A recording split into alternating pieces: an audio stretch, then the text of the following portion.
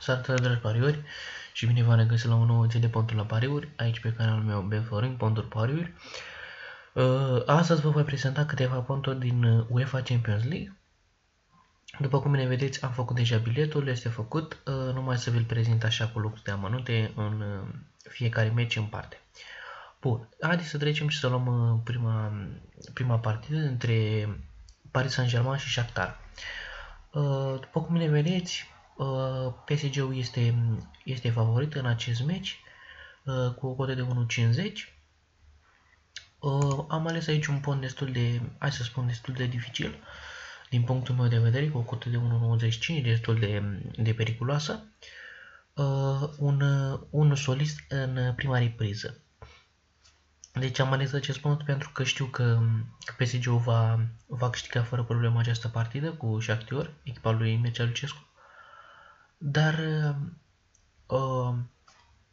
sunt sigur că, de ce nu, va și câștiga prima repriză, din punctul meu de vedere, dar m-am riscat foarte, foarte mult la această partidă. Bun, și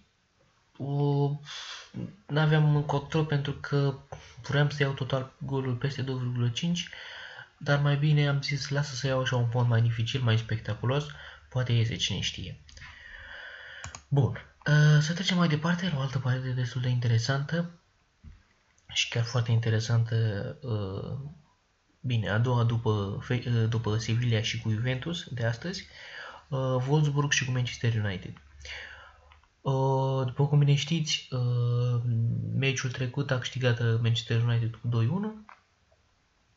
la Manchester United acasă, dar acum hai să vedem și ce o să facă și la Wolfsburg acasă.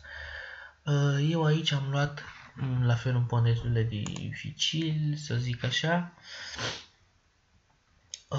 prima repriză sau final match X. Deoarece am luat acest pont pentru că știu că nu se va marca foarte, foarte multe goluri, deja echipele sunt calificate,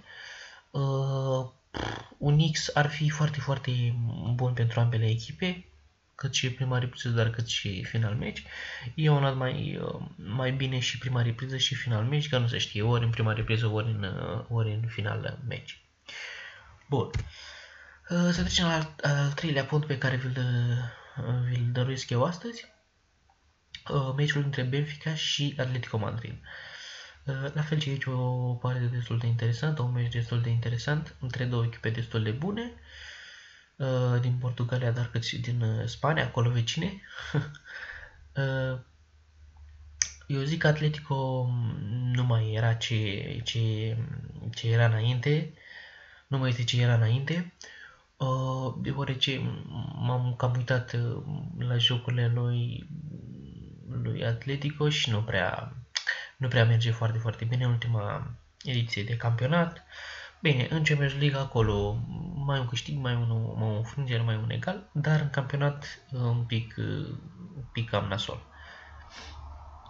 Bun, și în această partidă am zis să iau la fel un pont la goluri și nu cred că va fi, după cum bine vă spuneam, și mai sus la un alt meci. Nu cred că astăzi vom vedea multe goluri în toate partidele, pentru că deja echipele sunt calificate cu maxim de punctaj și deja nu le mai interesează pentru a câștiga sau alte chestii.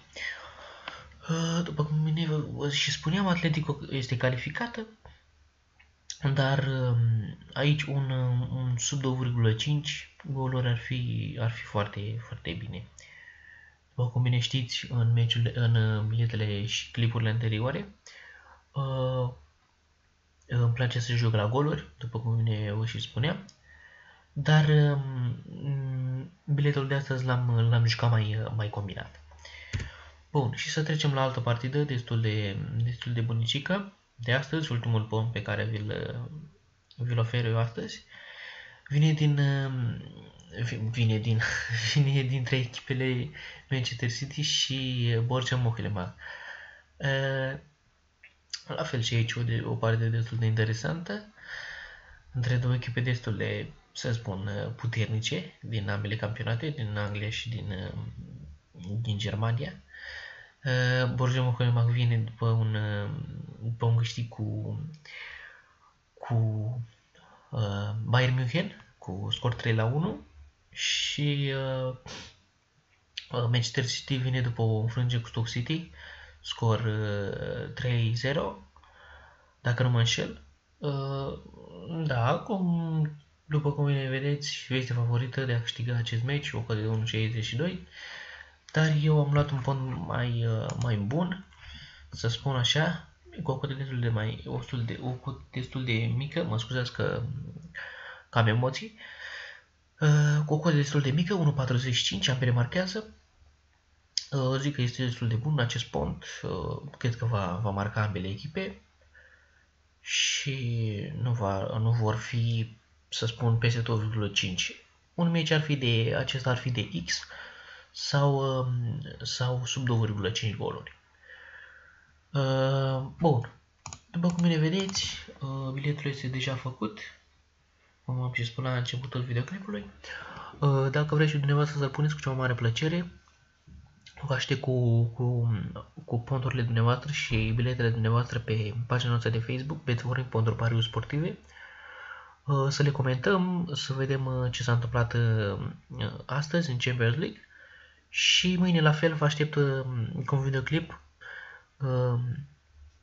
pentru UEFA Champions League, dar cât și joi pentru Europa League. Și haideți să facem aici o miză de 40 de lei. Are ieșit 258 de lei. Cu cea mai mare plăcere, dacă vreți să-l puneți, cu cea mai mare încredere, să puneți acest bilet și acolo să luptați. 40 de lei, las că-l pun acolo. Ce-o fi, dacă iese bine, dacă nu, este greșeala mea. Bun, să vă arăt paginile mele de Twitter. Aici aveți canalul de YouTube, direct unde vă duce pe canalul meu de YouTube, după cum bine vedeți. Direct aici, la clipuri. Bun. La fel aici aveți poza cu ponturile la pariuri pe care vi-l postez eu în fiecare zi. La fel contul nostru de Google. Aici găsiți la fel, cum să vă spun eu, îmi stă pe limbă, l-am uitat. Pardon, blogul nostru. La fel cât și poza, dar cât și videoclipul cu ponturile la pariuri. Blogul. Aici găsiți toate meciurile înscris, videoclipuri, dar cât și poza cu ponturile la pariuri. Și în ultima parte, canalul nostru de YouTube. Aici puteți găsi la fel videoclipurile cu ponturile la pariuri pe care vi le ofer în fiecare zi. Să strângem cât mai mulți abonați, cât mai multe vizualizări, să facem cât mai populat acest canal, cât mai vizualizat de întreaga lume. La fel cât și pagina noastră de Facebook, Betfavoring pentru pariuri sportive. Aici la fel găsiți canalul nostru de YouTube, videoclipuri, dar cât și poza cu ponturile.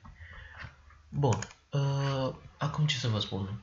Vă urez mult noroc și pe data viitoare. La revedere!